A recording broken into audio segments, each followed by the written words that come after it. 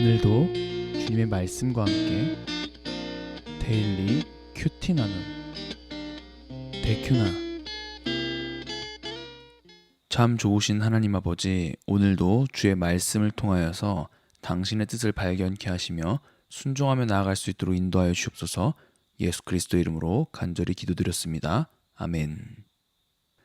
선지자들 곧 선지자 학개와 이도의 손자 스가랴가 이스라엘의 하나님의 이름으로 유다와 예루살렘에 거주하는 유다 사람들에게 예언하였더니, 이에 스알디엘의 아들 수룹바벨과 요사닥의 아들 예수아가 일어나 예루살렘에 있던 하나님의 성전을 다시 건축하기 시작하매 하나님의 선지자들이 함께 있어 그들을 돕더니, 그때 유브라데 강 건너편 총독 다뜨네와 스달보스네와 그들의 동관들이 다 나아와 그들에게 이르되, 누가 너희에게 명령하여 이 성전을 건축하고 이 성곽을 마치게 하였느냐 하기로, 우리가 이 건축하는 자의 이름을 아뢰었으나 하나님이 유다 장로들을 돌보셨으므로 그들이 능히 공사를 막지 못하고 이 일을 다리오에게 아뢰고 그 답장이 오기를 기다렸더라. 유브라데 강 건너편 총독 다뜨네와 스달보스네와 그들의 동관인 유브라데 강 건너편 아바삭 사람이 다리오 왕에게 올린 글의 초보는 이러하니라.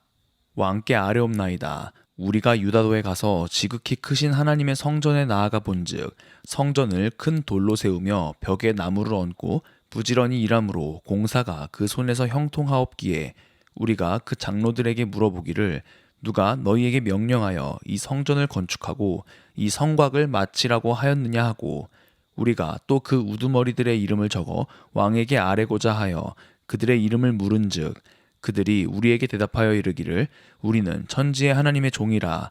예전에 건축되었던 성전을 우리가 다시 건축하노라.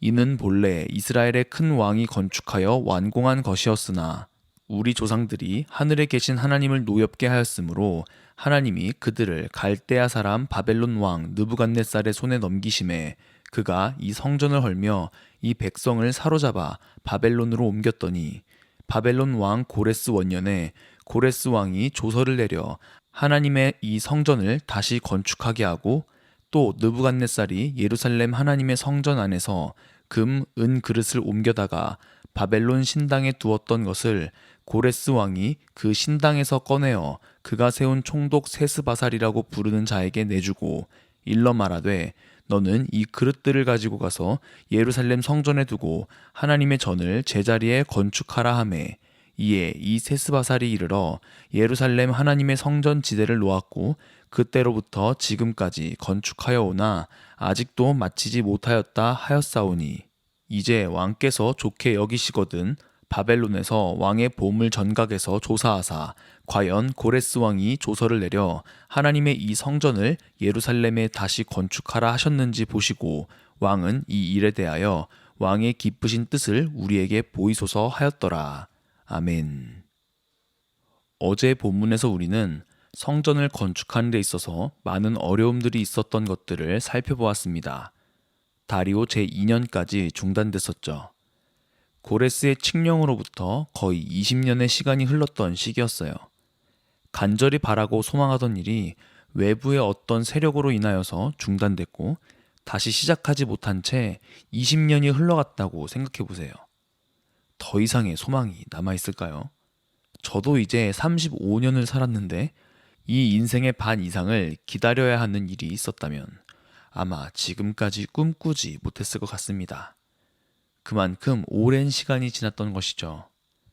하지만 하나님께서는 이스라엘 백성들을 위해서 선지자 학개와 스가랴를 보내 말씀하십니다.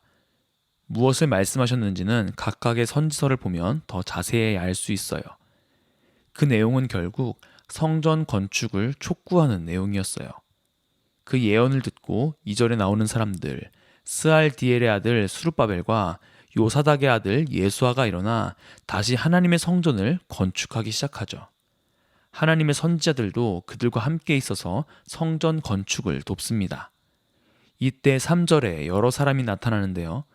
유브라데 강 건너편 총독 다뜨네와 스달보스네와 그들의 동관, 즉 동료들이었어요. 그들이 이스라엘에 대해서 적대적인 의도를 가지고 예루살렘에 왔다는 암시는 없습니다. 다뜨네는 오히려 20년 전에 고레스가 내린 공포를 몰랐기 때문에 공금이 제대로 사용되고 있는 것이 맞는지 확실히 해둘 필요가 있었던 것입니다. 그래서 다뜨네는 이 상황에 대해서 다리오에게 아뢰고 답장을 기다렸던 것이죠. 여기서 우리가 주목하여 볼 구절이 바로 5절 앞부분인데요. 하나님이 유다 장로들을 돌보셨으므로 그들이 능히 공사를 막지 못하고 아멘. 즉 하나님께서 일하시고 계시다는 사실을 저자가 언급하고 있는 것입니다. 하나님의 섭리 속에 있었던 것이죠. 다뜨네가 다리오 왕에게 올린 글의 초본이 7절부터 17절까지 기록되어 있습니다. 다뜨네는 성전을 건축하고 있는 것을 보고는 이스라엘의 장로들에게 나아가 어찌된 일인지를 묻죠. 이스라엘은 이미 선지자 학개와 스가랴를 통하여 하나님의 말씀을 듣고 다시 한번 그들의 마음을 모았기 때문에 다뜨네에게 제대로 대답할 수 있었던 것 같습니다. 특히 그들은 자신들의 과오를 정확하게 알고 있었어요. 바로 12절에 기록되어 있는 것인데요. 우리 조상들이 하늘에 계신 하나님을 노엽게 하였으므로 하나님이 그들을 갈대아 사람 바벨론 왕 느부갓네살의 손에 넘기심에 그가 이 성전을 헐며 이 백성을 사로잡아 바벨론으로 옮겼더니 아멘. 분명히 그들은 하나님 앞에서 죄를 지었고 그렇기 때문에 바벨론에게 포로로 잡혀갔다는 사실을 정확하게 알고 있었습니다. 그리고 13절에서 하나님께서 고레스를 통하여 하나님의 성전을 다시 건축할 수 있도록 도우셨다고 이야기하죠. 이스라엘 장로들의 말을 듣고 다리오 왕에게 고레스 왕이 조서를 내려서 그렇게 이야기했었는지를 한번 살펴봐 주시고 당신이 원하시는 대로 말씀해 주시옵소서라고 편지를 보냈던 것입니다. 오늘의 큐티 생각해 보아요. 선지자들을 통한 하나님의 말씀을 듣자 그들은 오랜 시간 동안 잊고 지내왔던 성전 건축을 다시 시작합니다. 이렇게 말씀은 그들의 이전 죄악들을 깨닫게 하며 다시 한번 하나님의 뜻을 이루는 삶을 살아가게 하는 원동력이 됩니다. 여러분의 삶의 동기는 어디로부터입니까?